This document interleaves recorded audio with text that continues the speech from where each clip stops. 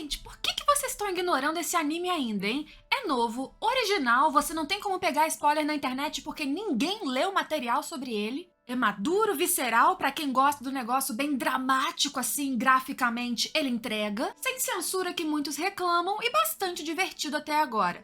Não assistiu ainda? Pois vem aqui entender pelo menos os meus comentários do terceiro episódio dizendo por que esse anime tá sendo muito bom e você deveria assistir. Olá, eu sou a Gabi Xavier e continuo por enquanto com os nossos comentários semanais de Ninja Kamui, o anime que tá passando toda semana agora na Max, né, a antiga HBO Max, um anime que tá sendo dirigido pelo conhecido como ex-diretor de Jujutsu Kaisen, que saiu do mapa, formou o seu estúdio e tá agora trazendo essa bomba maravilhosa pra gente. Se vocês quiserem que eu continue, porque eu ainda estou aqui na dúvida se continuo comentando de Ninja Kamui todas as semanas, por favor, coloque o seu apoio aqui em forma de vingança. É só escrever aqui embaixo que eu volto na semana que vem. Se gostar do meu conteúdo, deixa a tua inscrição aí, deixa o seu like, volte sempre, eu juro, eu sou maneira. Terceiro episódio já começa com sangue na tela, cabeças explodindo, galera morrendo e mais uma vez a gente vendo como essa tal nova associação que une clã ninja agora com a confirmação de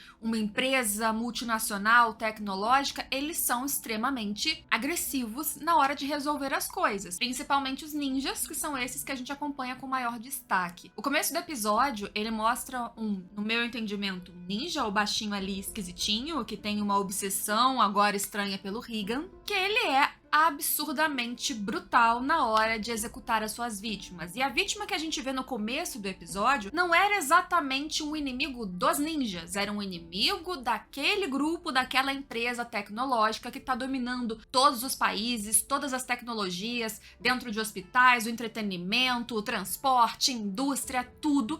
E esse cara tava freando o avanço dessa tecnologia dentro do seu país. Então, convenientemente, ele morreu. E esse foi só um momento de abertura do episódio. Depois a gente volta para a jornada que é majoritariamente focada em Joe Higan, que é uma trajetória de vingança e resistência também do ex-ninja que saiu desse clã, fugiu com a família e viu e ainda lida com as imagens, as memórias de quando ele presenciou a morte da sua esposa, do seu filho. Isso é um negócio, uma das coisas que esse anime, que essa história faz muito bem. Trazer este luto, trazer essa sensação de perda como um grande trauma mesmo para um cara que é um ninja absurdo, respeitado ou temido dentro do seu próprio ex-clã, mas que lidou com um trauma de ver a mulher que ele amava, o seu filho pequenininho, saindo de um momento feliz que parecia que eles teriam esperança, uma sobrevivência e uma vida pacata, para mergulhar numa enorme tragédia. Ele lembra, mais uma vez nesse episódio, do que aconteceu, e não só aquilo lhe dá uma força de vingança, mas também traz um pouco de instabilidade, o que mostra uma fragilidade dentro dele, mesmo nessa muralha que ele é quando tá lutando mais recentemente. Ele vomita. E fragilidades assim mostradas, um trauma que não some só porque ele tem uma sede de vingança, mostra uma humanidade que faz sentido na hora de retratar uma trajetória tão batida entre tantas histórias que a gente assiste, a busca por vingança porque mataram tua família ou alguém que você amava muito. Beleza, ele continua com esse ímpeto, com esse fogo nos olhos, mas ele sofre porque foi algo extremamente recente, brutal, na sua frente. Claro que nem todo episódio é um banho de sangue o tempo todo. Poderia dizer, inclusive, que Joe Higan, nesse episódio, não teve tanto destaque nas cenas mais viscerais que aconteceram na abertura. Na verdade, nessa cena de abertura, ele nem estava envolvido. Mas o legal é que, por não sabermos o que vai acontecer, por ser uma história com inspirações ou não, ela é original, é divertido acompanhar esse suspense. Quem tá por trás desse assassinato da família do Joe? Por que que ele, de certa forma, voltou à vida? Quem são esses ninjas? Há interesses dissonantes, diferentes entre o clã ninja que se juntou a essa empresa tecnológica. Eles pensam de alguma forma diferente, essas duas forças, e nesse episódio a gente também viu que sim, porque a gente vê esse que parece ser aquele senhor, né, de barba, cabelo branco e tal, meio altivo, inclusive, que ele ou o seu grupo tem formas de atuação distintas distintas, com regras bem estabelecidas, que ele não gosta, por exemplo, que o cara lá da tecnologia desrespeite. No episódio passado, a gente viu o Joe conversando com o Mike Morris, o cara do FBI, lá no restaurante do conhecido do Mike. De repente, um ninja chega e, por fim, o que eu achei que eram mais ninjas, toda uma galera de preto atirando com armas modernas contra eles, era o grupo desse outro nerd, cara, criador da multinacional tecnológica. E a gente vê nesse episódio que o cara do clã ninja, ele chega lá silenciosamente pra reclamar e falar que isso não se repita, e sai. Ele nem discute, ele nem fala por quê, ele basicamente diz: não se meta nos meus assuntos. E eu fiquei pensando, será que ele tem aquela coisa bem básica e batida também do respeito pelo cara que era fortão, importante no clã, que saiu e agora ele tem que punir porque são as regras, mas ele tá ali remoendo? Pode até ser que a gente descubra uma associação mais pessoal entre ele e o Joe em algum momento lá na frente. Mas esse cara também abre o episódio conversando com um baixinho sanguinário lá que matou a galera no começo. E a galera que fugiu do clã, como o Joe e vários outros, eles não são mais considerados ninjas, não são mais considerados do grupo deles, então as regras que valem pra todos não valem pra eles. Então, teoricamente, o Joe também tá na lista de quem deve morrer. Mas perceba, pelo menos eu entendi, que como um ex-ninja, um cara do clã que fugiu, ele deve ser morto pela mão de um ninja também. Mas fiquei curiosa do porquê que este mesmo líder fala pro baixinho estranho que o ceifador, que já tinha sido citado lá no primeiro episódio, o Joe comentou que ele só trabalha sozinho, não trabalha em grupo, que ele estaria proibido de ir atrás do Joe Higan.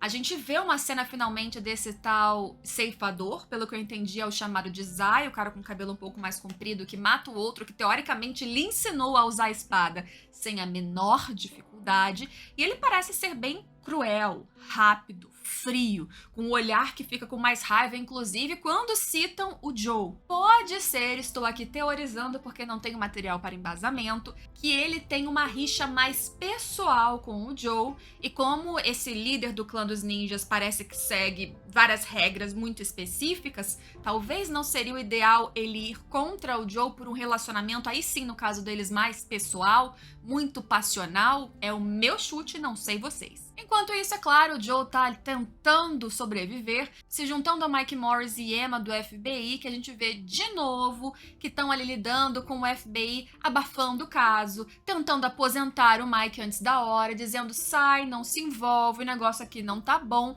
E de novo fica evidente pra eles, pra todo mundo, pelas pesquisas da Emma, que essa empresa chamada Alza, se não me engano, é uma gigante da tecnologia que tá envolvida em todo o mundo. O cara que quando tá fazendo um discurso, sei lá, de um reator que eles estavam inaugurando, testando, ele parece aquele nerdzinho legal, gente boa, vamos mudar o mundo, mas quando sai daquela redoma e vai pra sala particular, ele fecha o rosto. Ele é alguém que testa suas armas em um ninja qualquer simplesmente porque é conveniente. Não tem dó, piedade, senso de humanidade, ele tá dominando tudo. Até no nosso mundo real, pensem bem, quem domina a tecnologia, quem centraliza as nossas trocas de mensagem, o que a gente compra, o que a gente faz, pra onde a gente vai, tudo da nossa vida já é tecnológico. Se tá na mão de uma empresa só, então, toda a humanidade é controlada por esse cara, com um adendo de que, nessa história, ele ainda controla, produz, manufatura, até mesmo equipamento para militares, para o seu próprio grupo, para os ninjas e seja lá para mais quais países. O cara tá dominando tudo. E aí fica uma dúvida pra mim. Até aqui, todo esse suspense, o que a gente tá tendo mais ou menos de investigação através do olhar do Joe, do Mike, da Emma, tá bem simplório. Você já conseguia adivinhar no segundo episódio quem tava no alto desse escalão que, por exemplo, tá por trás do assassinato da família do protagonista. Mas será que é só isso? Porque se for só isso, será que eles vão conseguir levar por 12 episódios uma temporada satisfatória pra gente continuar assistindo e não virar uma série de lutas repetitivas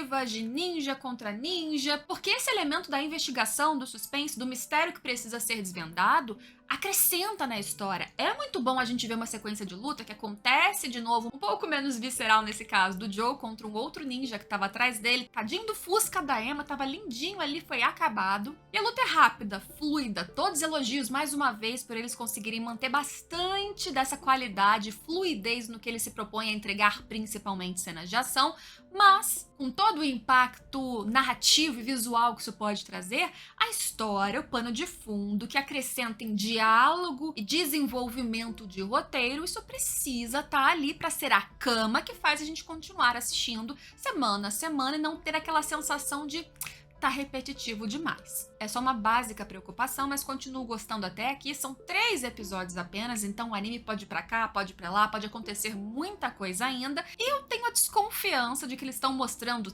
tanta coisa assim explícita no começo pra gente achar que é só isso, que já resolvemos e quem sabe depois termos um grande plot twist e a história ser muito maior que isso. Tem segredos aí envolvendo ainda o Joe Higan. Percebe-se que nem a galera ali que tava com ele, os ninjas, sabem exatamente de onde vêm essas técnicas secretas que surge braço, vira fumaça e consegue reviver. Ninjas antigos e clássicos nesse universo parece que escondem seus segredos de técnicas e são mais habilidosos do que os novos, mas também tem o tal ceifador, tem o baixinho sanguinário do começo do episódio, tem o próprio líder desse clã e, claro, toda a organização multinacional, a galera ocidental tecnológica e sabe-se lá mais quem neste rolo dessa história que começou com muita brutalidade, morte e violência e que continua nesse tom até agora um pouquinho mais calmo, mas nunca esfriando a ação que acontece freneticamente, pelo menos em algum momento do episódio. Por enquanto, até aqui, continuo com grandes expectativas. As minhas mínimas preocupações apresentei para vocês, mas é claro que se vocês quiserem que eu traga atualizações a cada episódio, a cada semana, não se esqueçam. Deixem o seu vingança aqui embaixo, o seu apoio, para que eu volte na semana que vem. E se você tá me vendo até agora, não assistiu a esse anime ainda, pulou, achou que era mais do mesmo, ai gente, vai assistir. Arte muito boa, eficiente, animação bem feita, muitas cenas noturnas azuladas para trazer aquela sensação de mistério, de um terror chegando, de um perigo, sangue muito vermelho saturado para trazer essa noção e contraste de morte o tempo todo, e personagens que não têm medo de fazer o que precisam sem censura na tela, o que não acontece em muitos dos animes que a gente assiste atualmente. Assista, me conta o que você achou depois e a gente se vê em todos os próximos vídeos deste, acho que sim, e de vários outros animes e mangás aqui no canal. Se inscreve aí. Tchau, tchau!